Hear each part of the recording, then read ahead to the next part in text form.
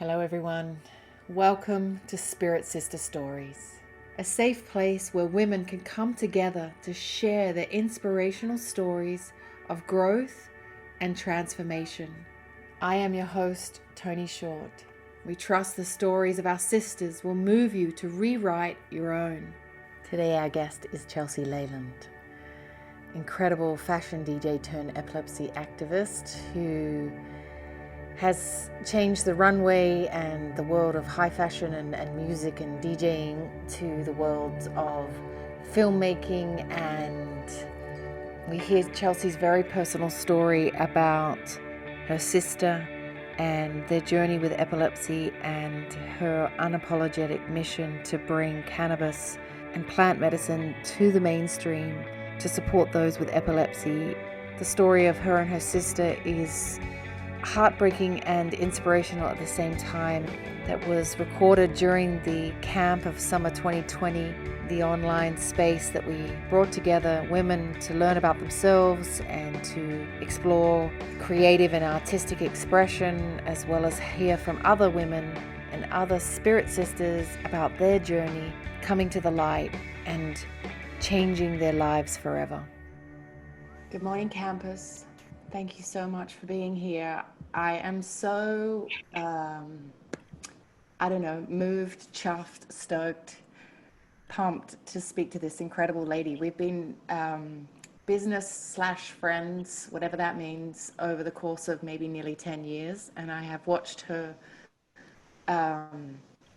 grow, expand, take on the world, blossom, shine, and really get rooted in a cause that is very personal to her, but also something that I think is very timely in the world where we're at as humans and also as sisters and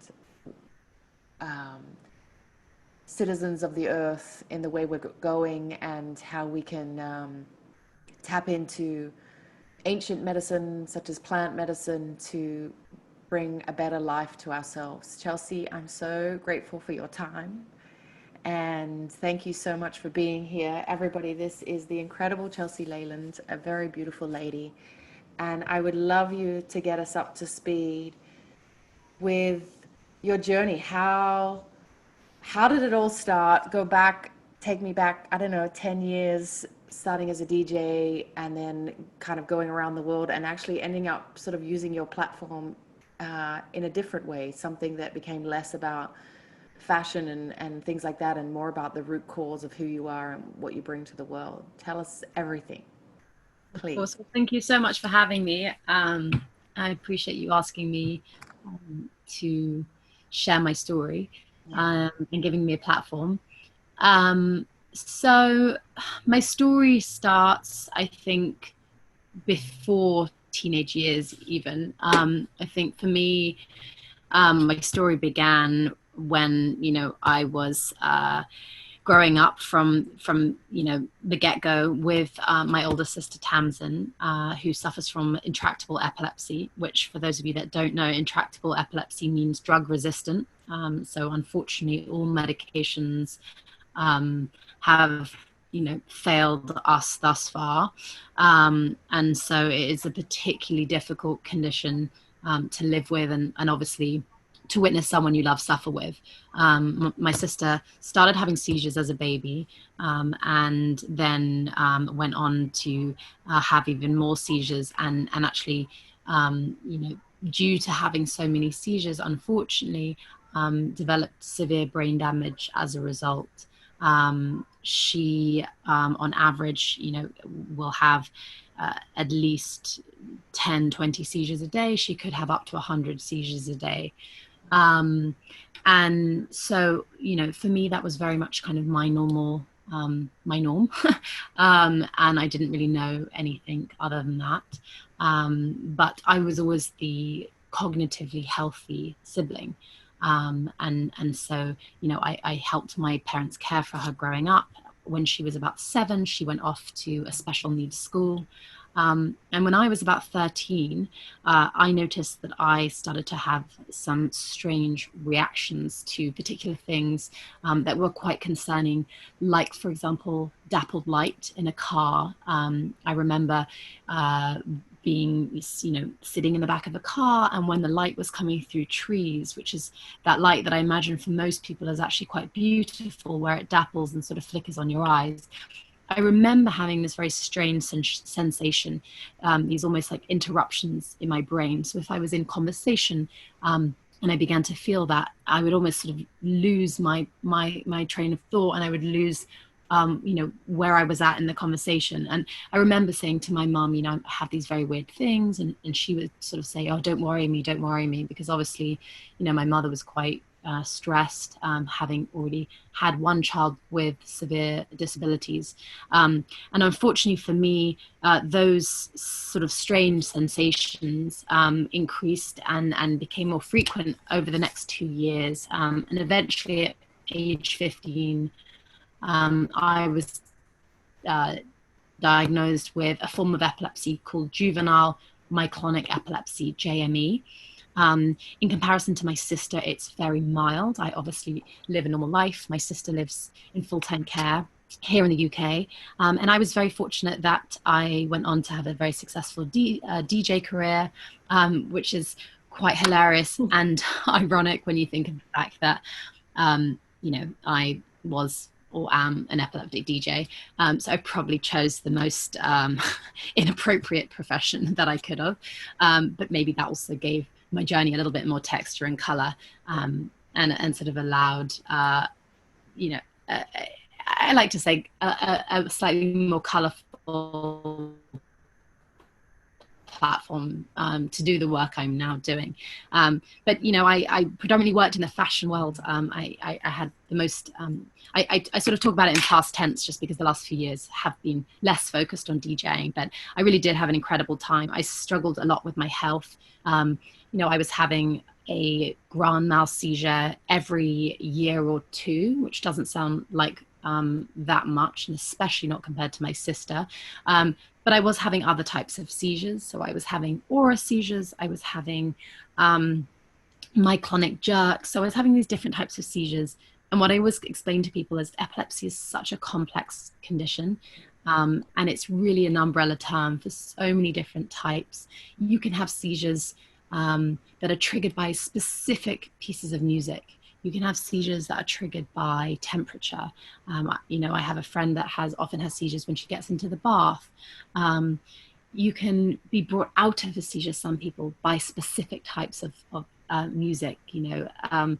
So it's fascinating how this condition works. And my triggers have always been stress, lack of sleep. And then, I have to be particularly cautious with alcohol, and was always, sort of warned against drugs growing up. And I think my most challenging moment in life was probably teenage years, because that was when I did go out and party a lot, and stay up all night, and was adamant that I would not let my condition get in the way. So I had some pretty tough seizures over the years. I mean, I had one seizure which happened in the shower, and it was a bathtub shower, and I fell pretty badly. The door was locked at the time. My father had to break down the door. That was when I was a teenager. And when I was stressed, I would get seizures. And so around exam time, I think my condition has leveled out as I've got older, because one tends to take care of themselves better as they get into sort of late 20s, early 30s. But I was put on a cocktail of pharmaceutical drugs when I was about 15. I didn't have a choice whether or not I should or shouldn't take them. I was told that I would need to take them indefinitely, and I would need to take them during pregnancy as well. I think it was incredibly daunting, particularly because of my sister. I think that it would have been much easier to, have been able to cope with or stomach if I hadn't already witnessed my sister with such a severe form. And I think it was incredibly tough for my mother having two children with the same condition, especially when I was always, meant to be the healthy child. So I think it was a lot for my family to cope with at the time. But nevertheless, I moved to New York, and I had this incredible career as a DJ. I suffered a lot with side effects. Anyone that knows about anticonvulsant medication, they are pretty horrific. They can, bring about severe anxiety and depression and suicidal thoughts. And I really, I think I suffered more due to the medication than the epilepsy itself. And a lot with the anxiety. I think when you're diagnosed with a chronic illness, there's just so much outside of what people might comprehend as the condition. So when you say epilepsy, most people think of you convulsing on the floor. And even then, it's very hard to grapple that, one of your friends might have this condition, because you've always seen that friend and you've always noticed, or you've always seen them as a sort of normal human being in society. So when you see someone working and traveling and living a good life and you've never seen anything, it is really hard to really comprehend that they have this condition until that moment comes where you might see them fall down and convulse. And what I always try to explain to people is the condition is so much more than the seizures, the attacks themselves. It's more about living in fear of your next seizure, and that might be you might have one seizure and it might take you a year to recover because you're just always fearful. What happens if it happens in a public place? What happens if I'm at work? A lot of time people fear losing their job, being treated differently. People often don't tell their colleagues that they work with for fear of losing their job due to insurance issues and liability. I think fear of being judged. Epilepsy is a heavily stigmatized condition. You just have to look into the history to really understand. I think it was before 1979, it was illegal to marry someone with epilepsy. It's really, really crazy when you get into the history. Yeah. So I was put on this medication, and for me it was always a dream. As somebody that was always into sort of alternative health and I think holistic approaches, it was always a dream to be able to get off of my medication, but one that I felt like I didn't entertain, as I was told that wasn't an option. And a few years ago, I was introduced to CBD, cannabidiol, from the cannabis plant. Also from the hemp plant, which is a variant of the cannabis plant. And CBD, in short, completely changed and transformed my life. I was incredibly lucky that, I responded to CBD in the way that I did. But CBD allowed me to wean off all of my pharmaceutical drugs. And so I have been off medicine, or traditional medicine, now for, I think it's coming up to 3.5 years. And touch wood, I have not had one seizure since. So cannabis has really, really, really impacted my life in a very positive way. But at the time, I didn't have any support from the medical community whatsoever. I was told by everyone around me that I was crazy, that I was irresponsible, that it was dangerous. And I followed, I guess, partly my intuition, but also I felt very in tune with my body physically. And I could feel that this medicine was, in fact, more efficacious or effective than the medicine that I had been previously on, which was making me depressed and was making me hyperactive and anxious and giving me insomnia. And it was just this crazy whirlwind that was so hard to understand or comprehend, because, lack of sleep causes seizures for me. But then I was taking medicine that was, stopping my seizures, but keeping me up at night.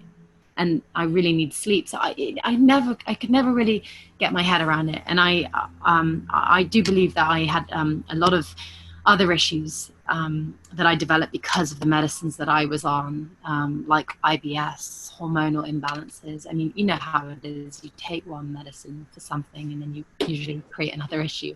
But I think because I felt so incredibly fortunate, and because cannabis had such a huge impact on my life, I often use the analogy of Humpty Dumpty to try to explain to people what it feels like to live with epilepsy, where it's almost like cognitively, your brain is broken into little pieces. You always feel fragmented. You can never really finish thoughts. You get overwhelmed really easily. You feel sick in your brain. It's like things just don't really work the same as for me, I remember they once did. I mean, obviously I started having seizures or sensations around 13. So when I first took CBD, it was though I felt like I was Humpty Dumpty and I had been put back together again. It was like I had this sense of wholeness and felt my body was grounded again. I mean, these are quite sort of broad and almost, it is hard to articulate to someone how it feels when you feel well in your brain. But I think it just felt like I didn't really have epilepsy. And it felt like this was a better medicine for me than the medicine I was already on. And so I started taking CBD with my traditional pharmaceutical drugs. And after about 6 months, I started to wean off of my drugs. And I knew how to wean off medicine because we'd done it with my sister many, many times. We'd changed out her medicines. So, I tried to approach it in a very responsible way and did it very, very slowly. But as I said, I didn't have any support from the medical community. And that is something I now look back on, and it was incredibly dangerous. And no one else should ever be in that position. And unfortunately today they still are. And I think it's very concerning when you think about the issues that people can have when they make the wrong decisions. And I think that's also something that I feel, somewhat responsible for and concerns me and keeps me up at night is the fact that I've shared my story with people and I still have people writing to me that's saying, I want to do what you did. I want to come off my medicine. How do I do it? And that's a very hard question to answer because there is no one size fits all when it comes to cannabis. I've met people with exactly the same type of condition as I have that have been able to wean off medicine and are still stable.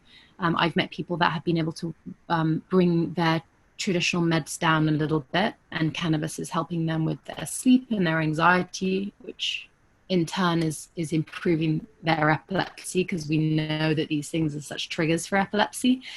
I've met, I have a friend as well, same type condition, same type of epilepsy as me. She was on cannabis. Her story was the same as mine when we met, except she'd been off meds for longer and using cannabis for longer. She went 6 years, and recently she fell down on the pavement and cried from her job, and she was stressed, and unfortunately that was the outcome. So I think it's always really important to remind people that everybody is different and everybody responds differently. And although cannabis is being marketed as this panacea, this cure-all,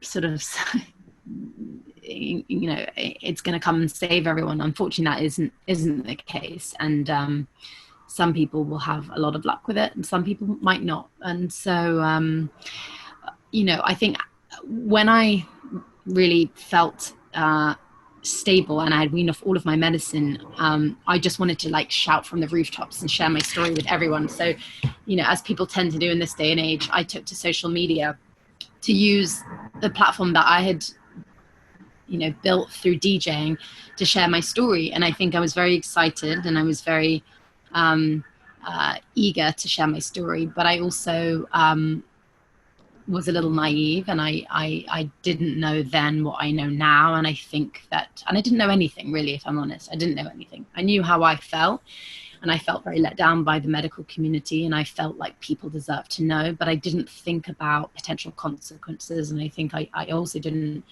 think about, how desperate people were out there to learn more and to come off medicine or to help improve their condition, or how many parents were. But I think after a few months, when I started to realize that I might be potentially putting out a slightly risky message, I asked myself, well, what's the best way to share this story responsibly? And making a documentary seemed like the best answer to that. So I have been working on a documentary which focuses on epilepsy, and I guess, my experience, but also my family's fight to gain access for my sister Tamsin here in the UK, where unfortunately there's very little patient access. And so despite my work, which has been very much rooted in advocacy for the past few years, I've spoken on panels at different conferences, I was invited to speak at the European Parliament at Cambridge, really as an educator, really as sharing my story.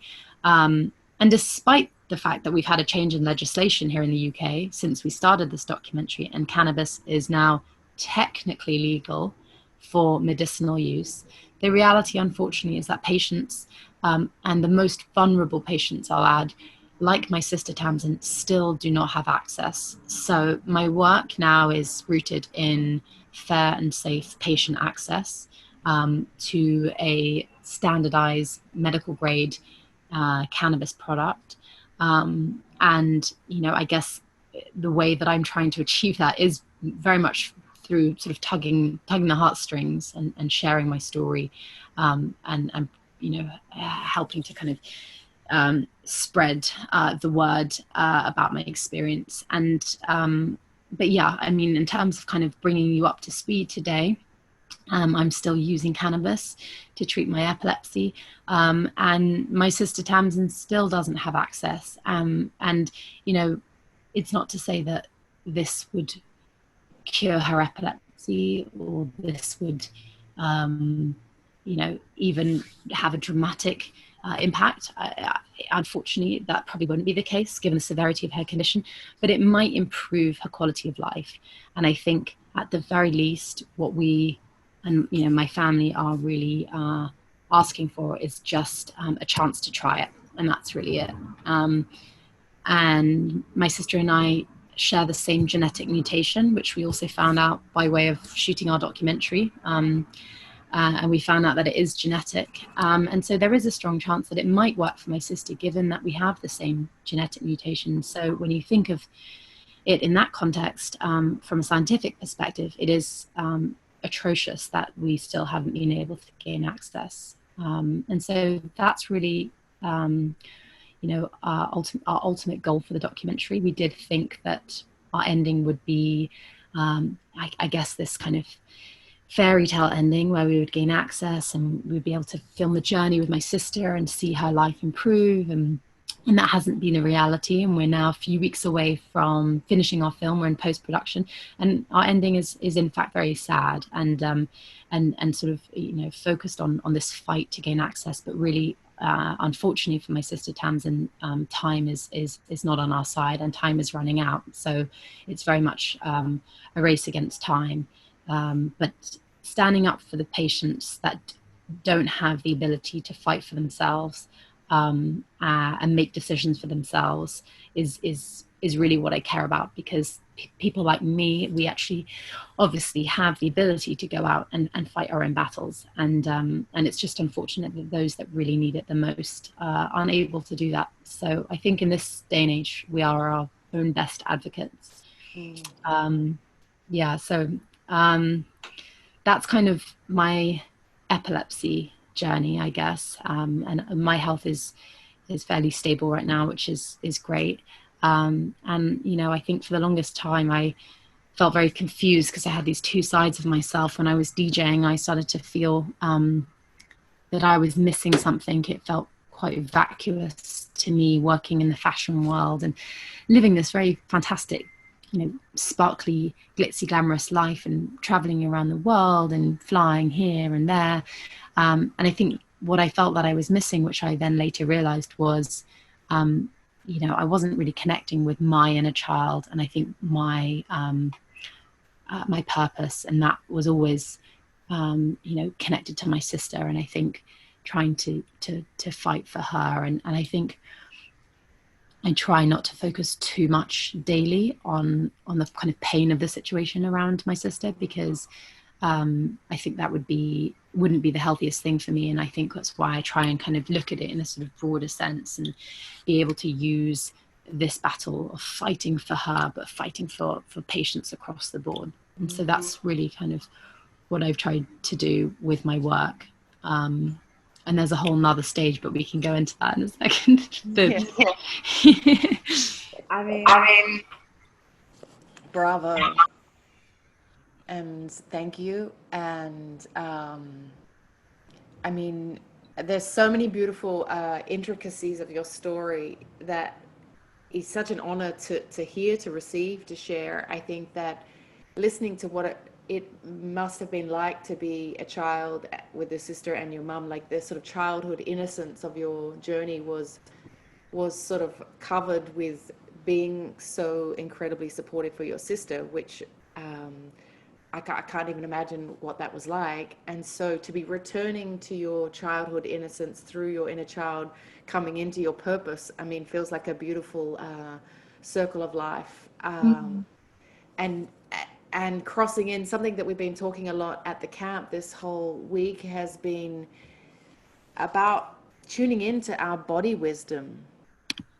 And I think that, you know, that moment where there was very clear signs for you when you were younger that you flagged and that you were part of, but, you know, potentially due to sort of societal and even, you know, the familial situations that were happening based on just the environment because of what it was, it meant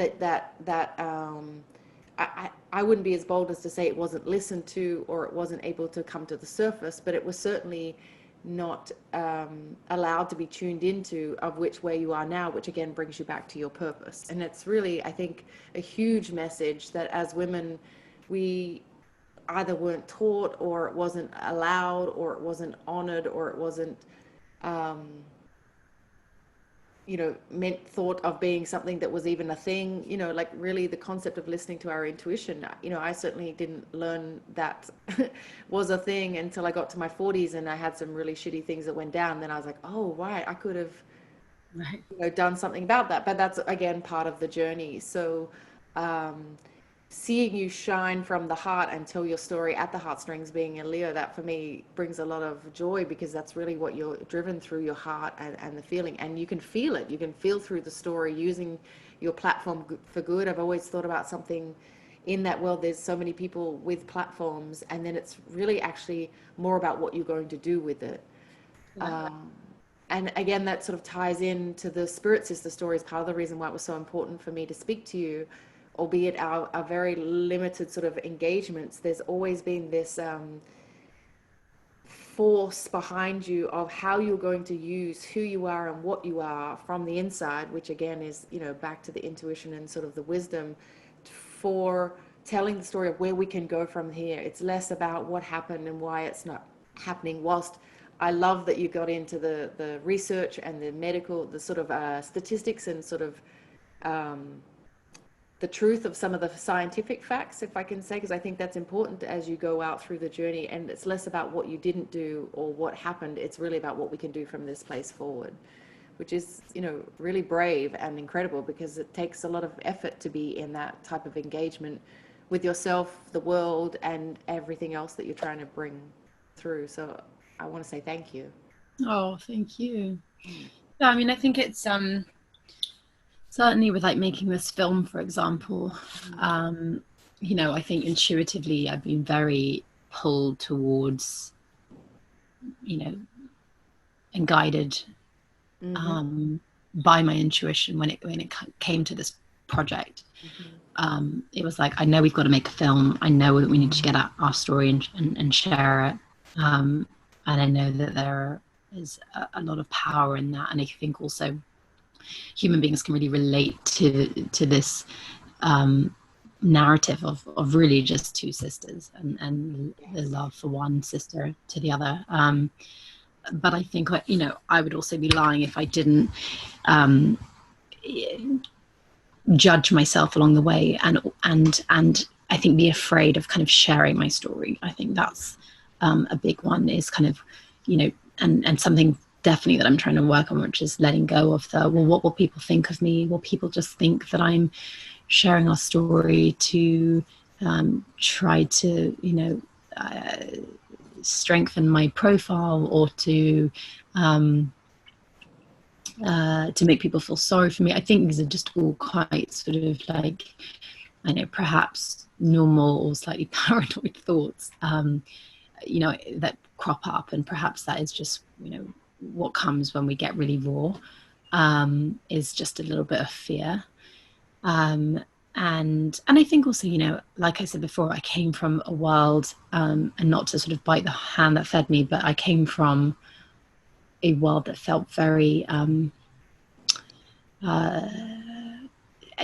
moments superficial, you know, and it was very much about being beautiful and how you show up and what you look like, and what's on the kind of periphery. And I think that, so, you know, to then go and share a story that was very real and very raw and not very glamorous and very sort of gritty and, you know, was my reality. And I think that's been challenging, but certainly kind of connecting the two worlds felt very right. It was like that moment where they suddenly connected. I was like, so that's why I was a DJ. That's why I had this small platform. And it's like the penny drops and you're like, oh, that's why I never felt like it was really me.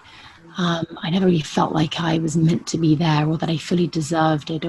And it's a nice feeling when you're like, you can understand on the spiritual level that was really just the platform that was provided so you could then share the story. Yes. And then it's, once you're on the train, it's very hard to get off the train. Yes, I feel you. Sometimes you're like, I want to go back, but I mean, it's too late. Yeah, we can never go back to being not woke. I mean, you know, there's many times in this journey where it's been like, you know, some hard work, and I would love to just think, yes, it'd be great to go back to not caring about those things or not, you know, taking, but that's, you know, we're on this, the precipice, I think, of something great on the other side. And I think that's where we live now. And that's a really special feeling. And it also, it's interesting. You talked a lot about the anxiety that came from the medicine, and even just the anxiety that you shared then around the sort of fear moments. There's this really fine line between anxiety and enthusiasm. Right. And, you know, we've all been there in sort of different parts of our life. And I think right now, this enthusiasm that you have for what you do and this passion, I mean, you can feel it. You can feel truth. You can feel real and raw. And I think if there's ever a moment where you feel that, I think, and we can offer this to every camper that's listening, that just tilt your head to the sun and remember who the fuck you are, and then keep moving. And that's the beauty of it. Like, it really, when you know it's coming from so deep inside, there's something that will continue to drive you. The things will fall into place. And those moments are momentary to sort of test us, I think, to test us that, you know, we're human still. And, you know, we forget, you know, sometimes I think when we become high functioning women, and we've talked about this with a couple of the other campers that were in huge careers and doing all of this, but then they felt like there was something missing, or they felt like they were still, you know, whether it was a family or children or connections with their own physical family versus their, you know, their husband versus their parents. I mean, you know, we're in a place where this is how we are meant to be. We're meant to relate. We're meant to connect. And the voice that you are creating for those that do not have one, I mean, that stuff is like legacy situation. And it's something to be really proud of. Oh, thank you. Yeah, I think we're very disconnected. It's something that I always say. I think we're very disconnected, you know, especially in kind of Western society these days. I think we're incredibly disconnected from nature, with how we eat, with, you know, how we consume, with whether that's our food or whether that's, you know, the materials we use, and plastic and this and that. And I think, I do believe that part of waking up is just living a more conscious life in many respects. And it's incredibly sad when you think about how disconnected we really are. And I think we're living in a society where we are constantly avoiding pain, constantly encouraged to avoid pain. You got a headache, take a pill.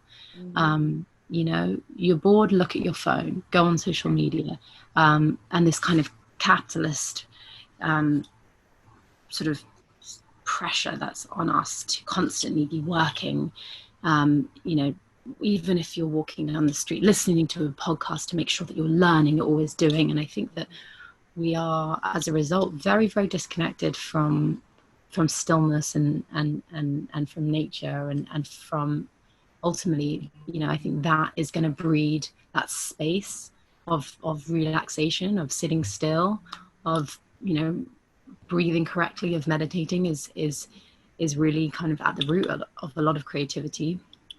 And certainly, you know, allows us room and space to kind of develop our intuition. And that's something as women that we are naturally sort of gifted with. And so I think if we don't work on that, it's, you know, it's challenging. And, you know, one of the things that I mentioned to you earlier, which is now sort of feels like this kind of new trajectory that I'm on, where the last few years have been so rooted in epilepsy for me, is women's health, and specifically hormonal issues and imbalances with the endocrine system. And I also have endometriosis, which, for those that don't know, affects 1 in 3 women. Oh no, sorry, it's 1 in 10 women, but now that, because of the fact that it's so hard to diagnose, they're saying that that number must be much higher than 1 in 10. The average diagnosis time for this condition is around 7.5 years. They took 7 years to diagnose me, but a scent form on the exterior walls of your uterus, it can also affect other areas of your body. But I used to pass out and vomit from period pains. I ended up in the hospital a few times. I ended up having a laparoscopy surgery, and every time I had my period, I would take codeine and mefenamic acid, and I was always adamant of not taking the contraceptive pill, even though doctors kept telling me you should take the hormonal pill. And the way that I rationalized it in my head at the time was, well, I'm already taking so much epilepsy medication, I don't want to take more, and I don't want to take something else every day, which was actually an intuitive decision. You know, I was still taking ridiculous amounts of pain medicine around my period, so I don't know actually in the end what was worse. But about a year into treating my epilepsy with cannabis, I noticed that my endometriosis was improving, and because there was, at the time, and still at the time, there's very little information when it comes to the medical applications of this plant and of cannabinoids. There wasn't any information really. So I just presumed, okay, I'm getting older, my hormones must be beginning to balance, everything must be starting to calm, so this is why my endometriosis is better. And then I started, when we were researching for the film, discovering some interesting studies coming out of Israel, specifically on the cannabinoid CBD for endometriosis. And at that moment, I was like, oh, well, so connecting the dots. So my endometriosis pain must be improving because of CBD.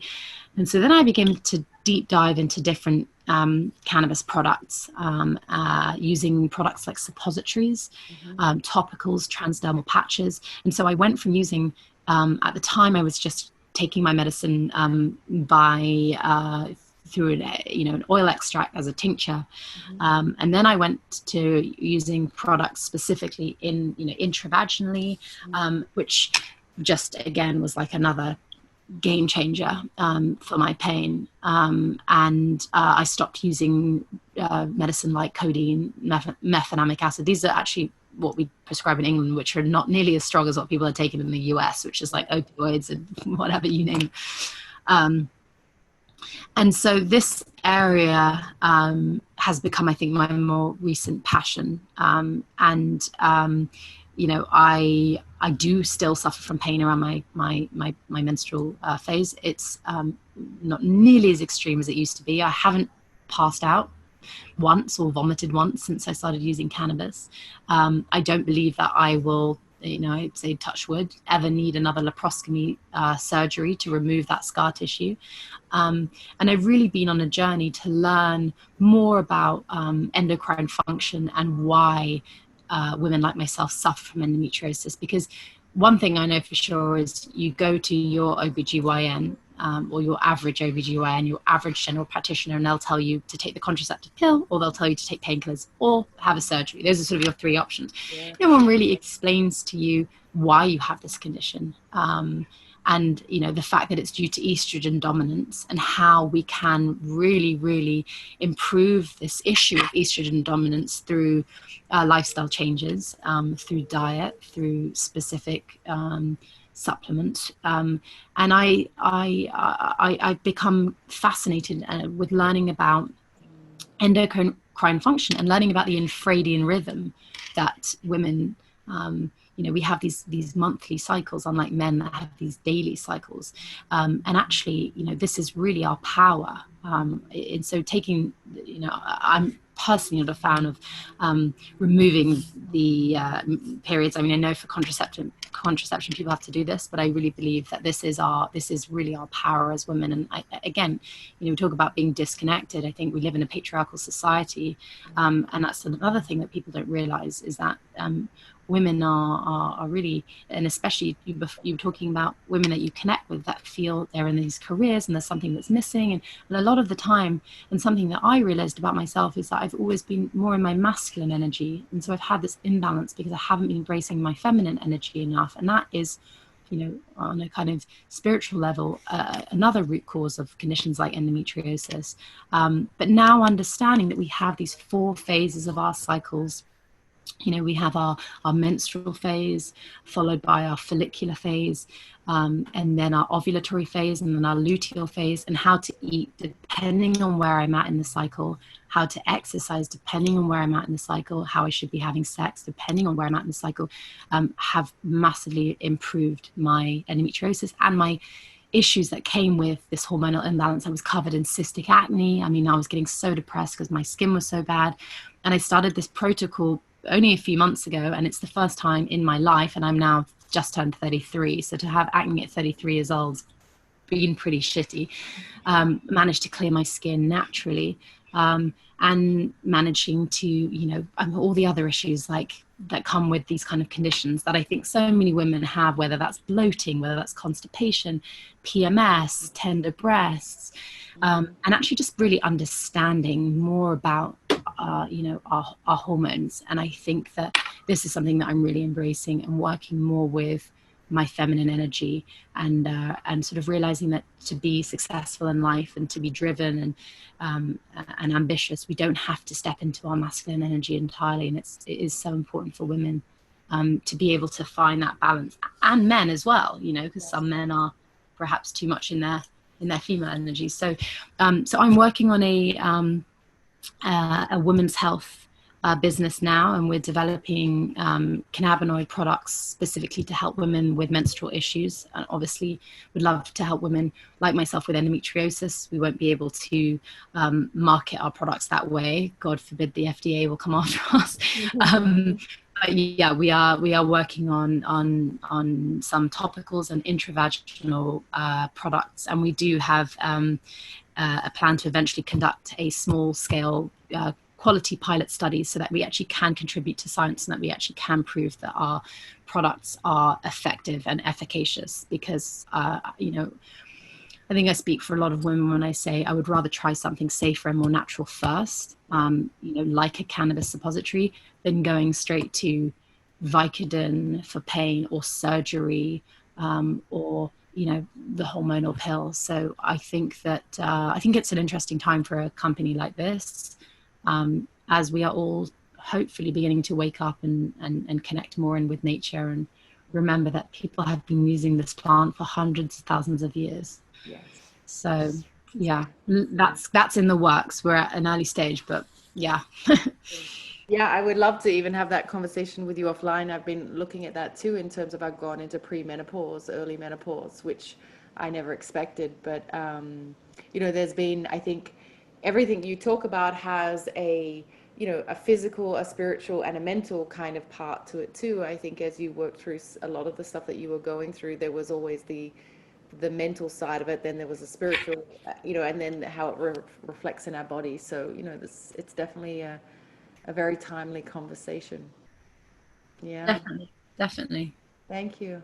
Well, we are not out of time, but we have to go.